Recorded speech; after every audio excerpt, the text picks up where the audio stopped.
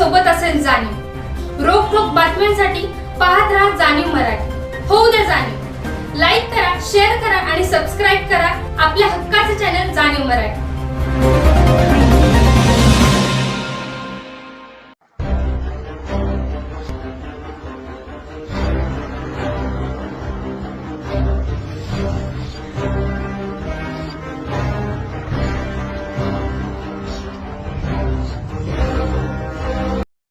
आदरणीय मंत्री होते श्रीमंत छत्रपती राजे भोसले यांच्या माध्यमातून 2024 जेव्हा तुम्ही सर्वे करायला आले होते पाटील चौकात बोरवली त्यापैकी आदरणीय मंत्री महोदय श्रीमंत छत्रपती राजे भोसले या पाटील चौकात त्या रस्त्याचा कंप्लेंट सर्वे केला होता.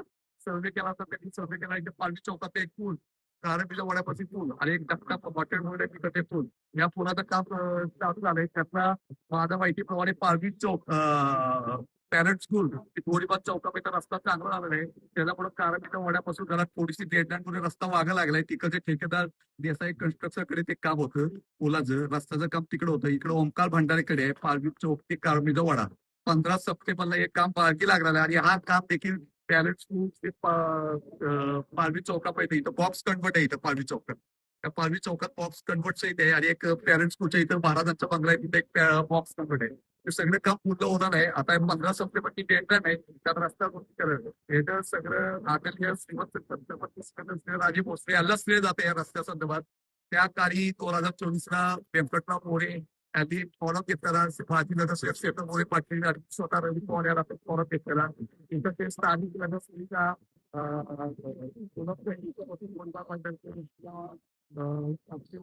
पुढे असो किंवा शेखर पाटील असो या माध्यमातून हा रस्ता पूर्ण होते. 15 सप्टेंबरला काम चालू होणार आहे. ओमकार भंडारी काम आहे काम चालू होणार आहे.